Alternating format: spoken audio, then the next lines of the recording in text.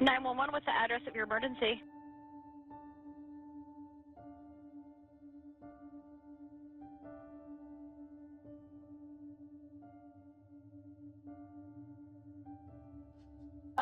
So I am bilingual, Spanish and English, and so I wanted something where I could use my linguistic powers for good.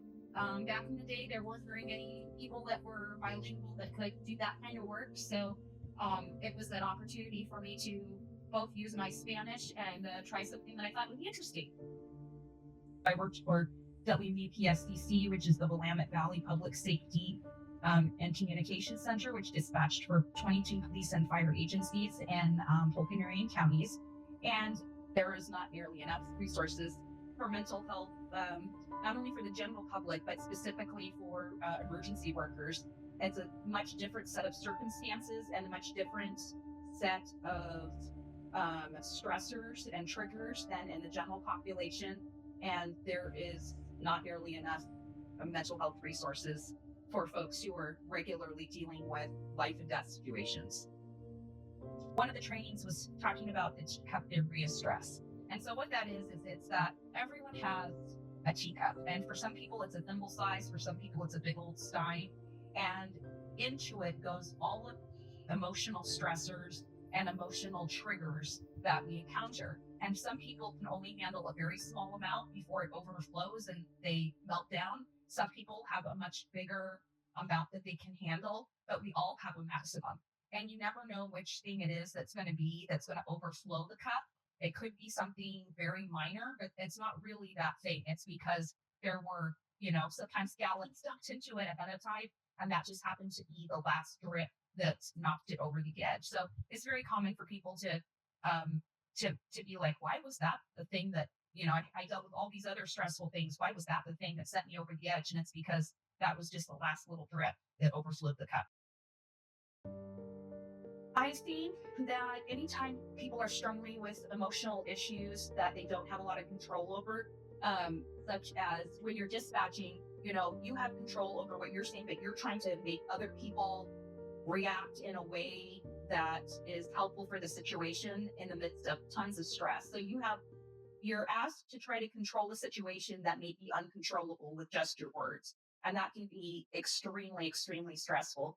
And I think whenever people are put in those kinds of situations, they try to find ways to cope or try to find ways to, kind of make that noise in their head go away. And so there are a lot of people that face addictions, and it can be anything from shopping addiction, gambling addiction, sex addictions. I mean, I knew dispatchers that went through entire police departments with, affairs. And of course, alcohol. I didn't really, at least I wasn't aware of too much drug stuff, but that's something that people probably wouldn't disclose. But alcohol definitely was an issue for some folks. And it's really, like I said, kind of anything to numb some of those stressors. I don't think anyone who does it for any more than, a couple of years could say that they've never, I don't know anyone who would say that they've never had burnout or PTSD or, whatever. And it's just a matter of how much that affects you on a daily basis. But I think to some extent, everyone has it, because you can't hear about the worst tragedies in the community, the worst day in somebody's life, the most tragic thing all the time without having it make an imprint. You really have to be very proactive about your own mental health and about finding what gives you joy in order to protect yourself.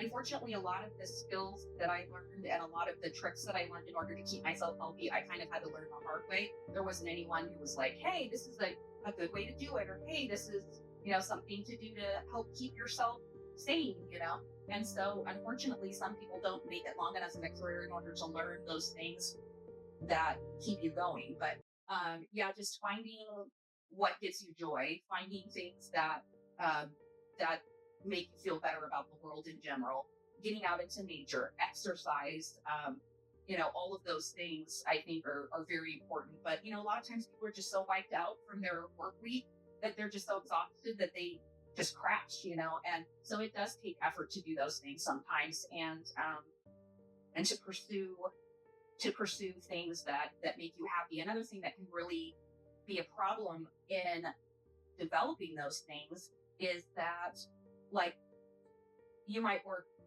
and each different place has different ways that they do their shifts, but you might do 2 days on, 3 days off, 3 days on, 2 days off, so you have different days off every week. And so you can't, like for instance, right now, one of the things that I love doing is I am in a grown-up tap dancing class, and so I'm in the advanced old lady tap dancing class on Tuesday night. But when I was a dispatcher, I couldn't have done that because I didn't always have Tuesday nights off. And so sometimes the way that the scheduling is done, in order for people to end up with, some weekends off or some, whatever, makes it where you don't have a regular enough schedule that you can engage with other communities, where you can't join a club or a book club or a cooking class or a gardening club or, something that you really enjoy, because of the fact that it's so, your scheduling is so willy-nilly.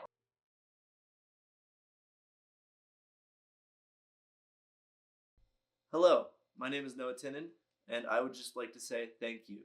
Thank you to all the dispatchers that made this possible. Thank you to all the people that helped me on this. Thank you for everything. I want you to know that if you are a dispatcher who is struggling, I will be providing links to resources for you. And I hope that over the next few years, we see way more help for people that are struggling in the same position as you. And I just want you to know that you are not alone. Thank you again.